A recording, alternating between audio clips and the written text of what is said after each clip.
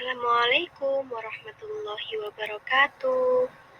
Bagaimana kabarnya hari ini? Semoga kita semua dalam keadaan sehat walafiat. Amin. Apakah yang kalian ketahui tentang gambar ini? Iya, benar, kurban. Hari ini kita akan belajar pelajaran yang ketiga, yaitu tentang kurban.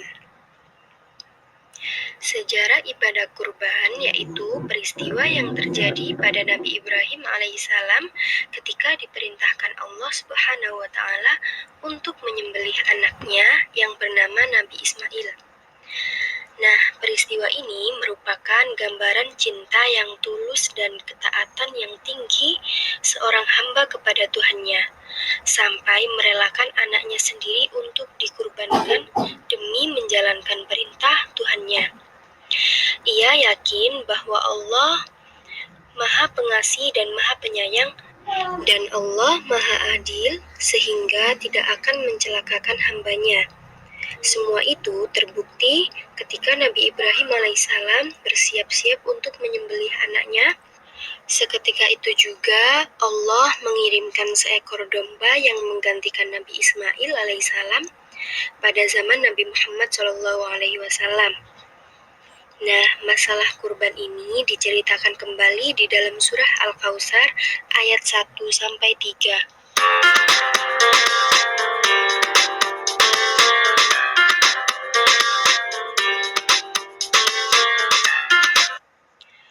Pengertian kurban. Kurban disebut juga dengan al-udhiyah, yaitu binatang ternak yang disembelih pada hari raya Nahr atau haji. Secara bahasa, kurban artinya dekat atau mendekat.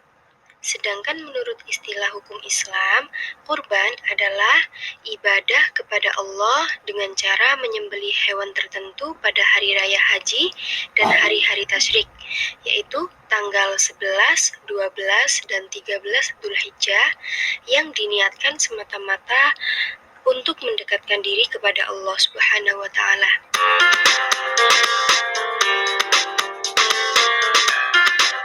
Hukum kurban adalah sunnah muakkad, yaitu sunnah yang sangat dianjurkan oleh Rasulullah SAW atas orang-orang yang memenuhi syarat-syarat tertentu, yaitu yang pertama Islam, yang kedua merdeka, yang ketiga mampu untuk berkurban, dan yang keempat baligh dan berakal.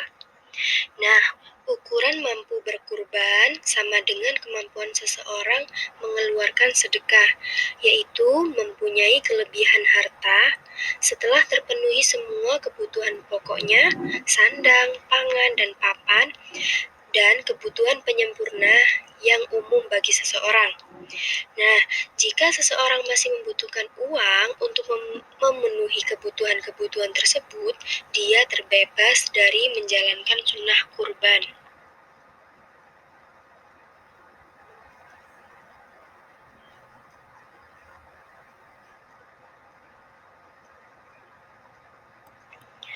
Hukum sunnah ini bisa menjadi wajib karena sesuatu sebab ya. Yang pertama, jika seseorang bernadar untuk berkurban. Bernadar itu berjanji kepada Allah.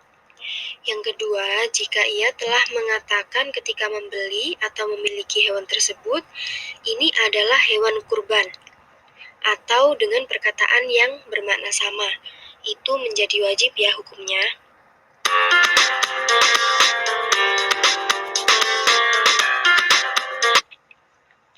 Waktu melaksanakan ibadah kurban yaitu sesudah sholat Idul Adha dan hari tasyrik. Tanggal 10, 11, 12, dan 13 Dzulhijjah. Berakhirnya saat terbenamnya matahari sebelum maghrib tanggal 13 Dzulhijjah. Kemudian, tempat penyembelihan kurban diutamakan di dekat tempat sholat Idul Adha di mana kita sholat, misalnya di lapangan atau di halaman masjid.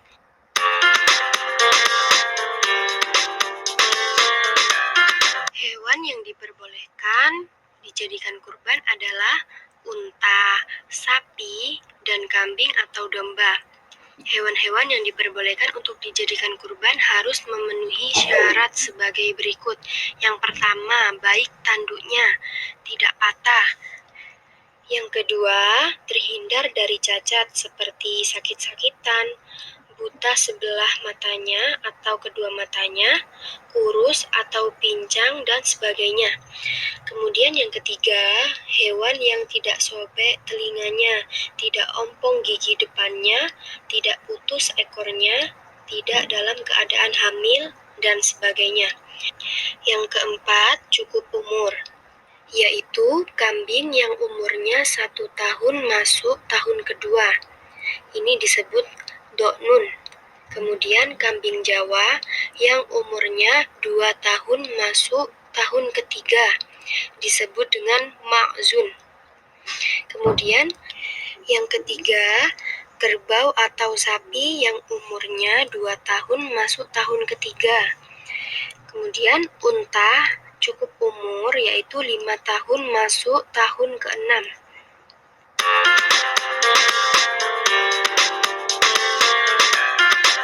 Tata cara melaksanakan kurban yang pertama, hewan yang akan dikurbankan dibaringkan ke sebelah rusuknya yang kiri dengan posisi mukanya menghadap ke kiblat, diiringi dengan membaca doa Rabbana taqabbal minna innaka antas sami'ul alim.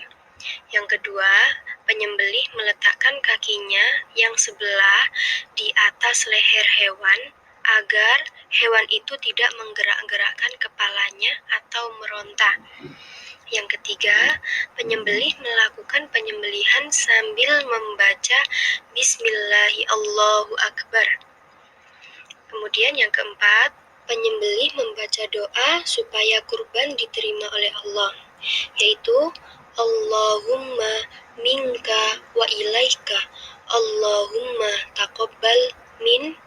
Nah, di sini disebut nama orang yang berkurban.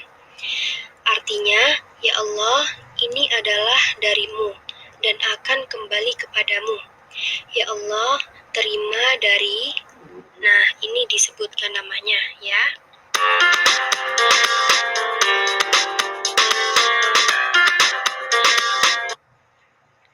Nah, selanjutnya pembagian daging hewan kurban.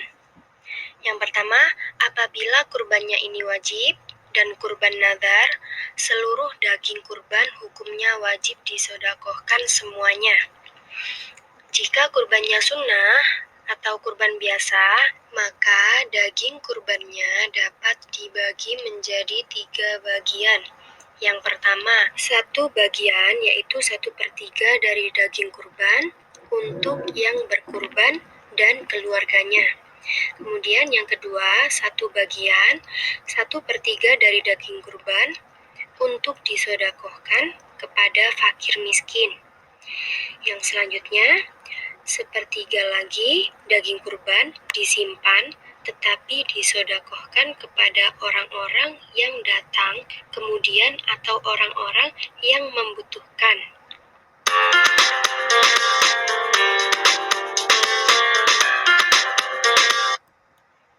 Hikmah dan keutamaan ibadah kurban yang pertama, mendekatkan diri kepada Allah Subhanahu wa Ta'ala.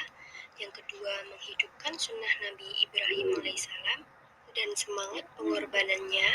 Yang ketiga, mendidik jiwa ke arah takwa dan mendekatkan diri kepada Allah. Selanjutnya, mengikis sifat tamak dan mewujudkan sifat murah hati dan mau membelanjakan harta di jalan Allah. Kemudian menghapuskan dosa dan mengharap keridhaan Allah, menjalin hubungan kasih sayang sesama manusia, dan yang terakhir akan memperoleh kendaraan atau tunggangan ketika berjalan di Sirotol Mustaqim di akhirat kelak.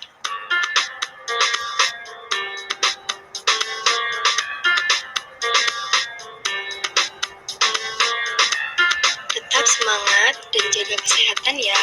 Terima kasih. Wassalamualaikum.